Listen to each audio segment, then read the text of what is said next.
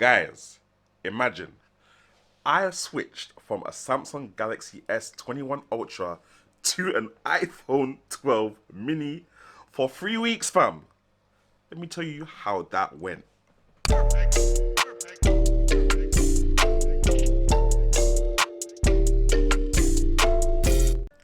Hey, what's going on, people? Tech Jamo. So, like I said, we're out here with the iPhone 12 mini. Big shout out to Vodafone for hooking me up with the 12 mini for review purposes. If you want to know more about where you can get this from Vodafone, check out their link in the description section below. Now, those of you that have been on my channel for a while, you already know the situation. For years and years, I've been an Android user. Not that I've got anything necessarily against iOS and Apple, but it's just so expensive, and I feel like for Android, it's cheaper and you'd get the equivalent to what you'd usually get on iPhone. Now, we're not gonna go too much into specs because when you look at iPhone specs and you look at Android specs and you put them together, the Android specs always look like they're a lot better. However, because of the two completely different operating systems, the specs on iPhone don't need to be the same as the specs on Android just because of how the operating systems both work. For example, the best iPhone has a smaller battery than some of the best Android devices, but it doesn't necessarily mean that the iPhone has worse battery life than Android. Right now, build quality and design. I can't even gas you guys. This thing looks sexy. It looks sexy. Every time I see an Apple commercial, yeah, I'm just like, whoa, that thing looks piff. Look at that, fam, and how they've gone kind of retro with the old iPhone 4 kind of looking thing with the thickness on the sides. I like a little bit of thickness, I understand. So when man sees the edges looking like this, I'm just like, that's nice. I can hold that, and it just feels nice and comfortable to hold, especially at this size where my thumb can reach the top of the screen and easily pull down the notifications. I love the size and I love the build quality. You can feel the high quality materials that they've used to put together this phone, and that's me saying that after coming from a lot of plastic devices, a lot of glass devices. I'm not even sure what material they've used on the back here. I'll probably check that out, but it just feels nice. It's a bit of a fingerprint magnet, but yeah, you can put a case on it. And one other thing is that with Samsung and Apple, it's so easy to get a case. Like, I love my OnePlus phones, I love my Sony phones, but these manufacturers don't seem to make a lot of third-party accessories for them. That's one thing I really do like iPhone for. Now, the screen on this thing is quite small as well, but it looks very sharp. And I'm not really surprised that it looks sharp, because when you put a high density display into a smaller screen, it looks even sharper. Like, the whole point of 4K displays and 2K displays is that you're putting more pixels into the same type of display to make it look better. The PPI is definitely about here, fam. The viewing angles look good on the screen as well, so when this is on the table, no matter where you're looking at it from, or if you're showing your friends something, they can, like, even with this camera here, you can see at this angle what's going on the screen, even when I turn it all the way over here. And there's some phones that don't necessarily have those good viewing angles. So yeah, I love it. It's a flat display as well, no edge nonsense. The bezels are reasonably decent, and we do have that little cutout at the top, but I'm a big boy, I'm over that, fam. If you still have a problem with the notch, then that's very good for you, fam. Now, the camera kind of shocked me. iPhone cameras for me in general have always been very standard procedure, very plain, very blasé kind of thing. Now, I thought that it was only 4K 30 frames per second on this phone, because I know that this is not the top of the range phone for Apple. However, you get 4K 60 frames per second on the wide angle lens, you get 4K 60 frames per second on the ultra wide angle lens, and you also get 4K 60 frames per second on the selfie camera. That means when you're using this to vlog, it looks sick. Watch this clip right here. Alright guys, little front-facing camera test on the iPhone 12 mini. Yeah, it's looking all nice with the exposure right now, because obviously we're in some shade. However, if man crosses the road and we go into some of the sunshine, You can now see that the bright sun is behind me, but man's face is still relatively exposed quite well. And obviously, if man is facing the sun, everything looks crispy and nice, fam. So yeah, that's basically what the quality on the front-facing camera on the iPhone 12 mini looks like. And obviously, this is what the built-in microphone sounds like as well.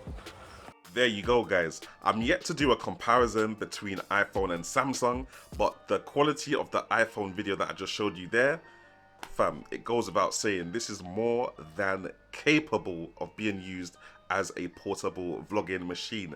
I also like how the camera app is not confusing at all, fam. Like, literally, you've got photo mode, video mode, slow-mo mode, time-lapse mode, and you just scroll through as you do on a Pixel, as you do on most other phones. But the simplism here, simplicity, that's the one.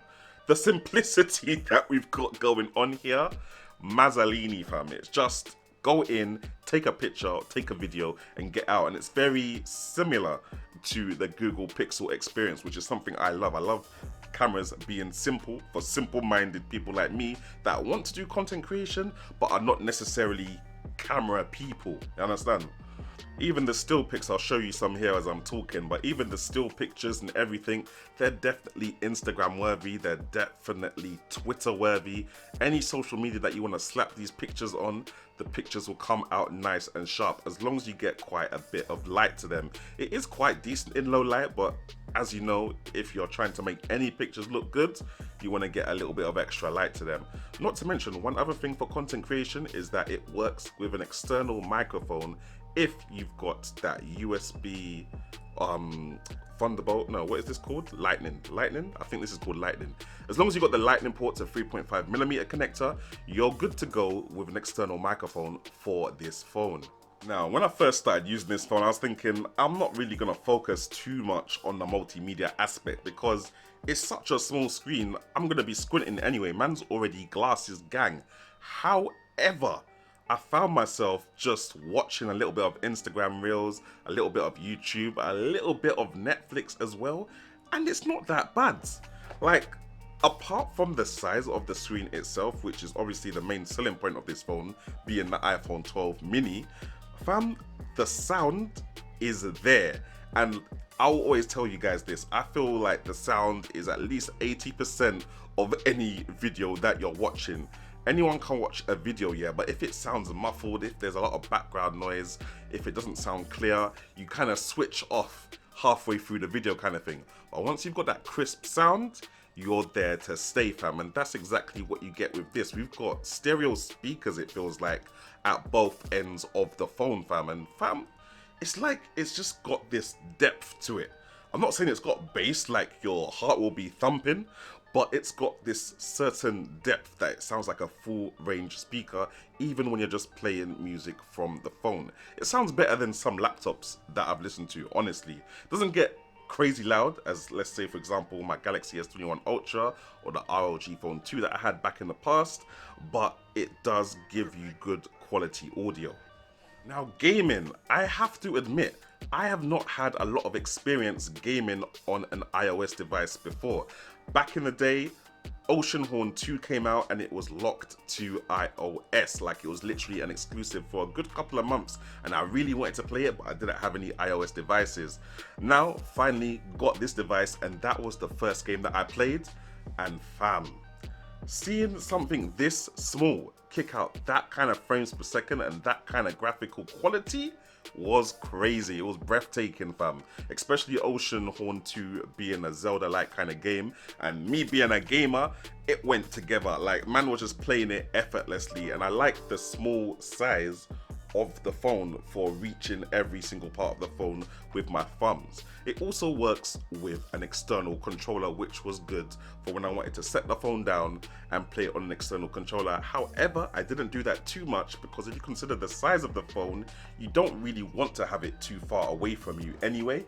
You want to literally have it as close as possible so that you can actually see what's on screen. And also when gaming, the way the sound just worked with what was on screen,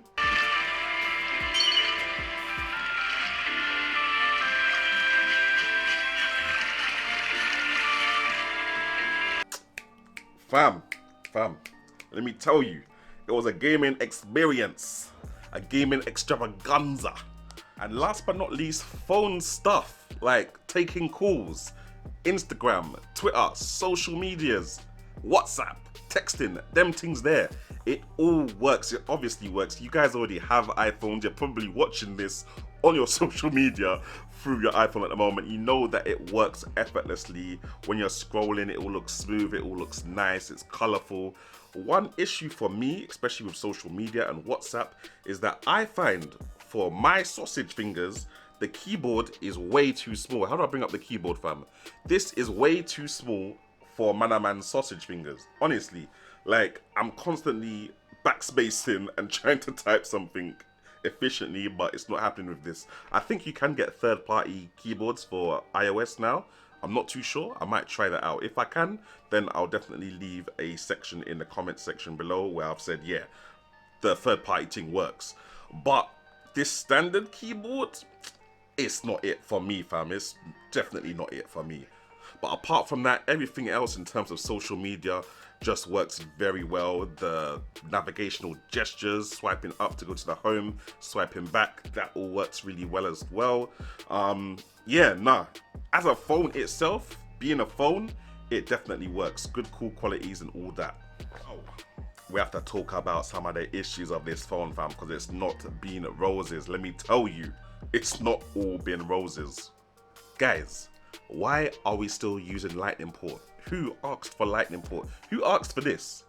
Where is the person? Point them out to me, because fam, you've even got Lightning port to USB-C cable. Let's just go USB-C and stop wasting time. Your tablets are on USB-C, the iMacs, the what's it called? The MacBooks, they're on USB-C as well, as far as I'm aware. Why are we forcing this Lightning port right here? Anyway, hopefully their next things, they're just gonna go USB-C and they're making that transition slowly but surely. Also, I found with my wireless charger, it's been a bit sketchy in terms of how it charges. Like, it will start charging, the phone will get super warm until I'm kind of like, okay, this is getting a bit awkward now. And then sometimes it will be properly on the wireless charger, but it will just stop charging. Like literally, it will just stop, and I'll come and the phone will be half full. Or sometimes the phone will charge to 80%, which I'm sure is a battery safety measure. I'm not sure how to turn that off yet. But then yeah, sometimes it just won't charge at all. So I'm not sure if that's some kind of battery safety thing or if there's a little bit of dodginess going on with my charger. I don't think there is though, because it charges my Galaxy S21 Ultra with no issues. But that's something maybe might want to look into. The battery is good as well. The battery is good. However, if you're doing a lot of social media, a lot of multimedia, you know, Netflix, let's say for example, YouTube. For me, I'll be eating breakfast, watching YouTube, having lunch, watching YouTube, having dinner, watching a bit of YouTube, and barely making it to the end of the day. Whereas if I'm just doing a bit of social media, the battery is a lot cooler. So depending on how you're used, you might kill it throughout the day. Whereas with my Galaxy S21 Ultra, even though it's got a 120Hz display and a 2K screen, you're not killing this in the day, no matter what you do. Also, like I said, I haven't got a problem with the screen, but it would have been nice to have that 120Hz. So I'm hoping that Apple are gonna sort that out next time, but right now, that ain't been sorted, fam. So yeah, it's a bit of a Mazzolini. We're in 2021, and we're still on 60Hz. What's really good? But yeah, guys, in conclusion, I think I have to admit it. I am not mad at the iPhone 12 mini. However, if it was me, I'd personally want the bigger size. Yeah, I'd personally want the bigger size with this phone. But it's a decent phone. It's a decent ecosystem if you're into that Apple stuff. And you know, I'd probably choose it over the Xperia 5 Mark II that I had recently, in terms of the small phone gang. But anyway, guys, let me know what you guys think. Leave a comment in the comment section below. Big shout out to Vodafone again for hooking up the iPhone 12 mini for review. Like I said, links to their website where you can get some deals on the iPhone 12 mini are in the description section below. I'll catch you guys in the next one. Bless. Yo, Apple sponsor me though.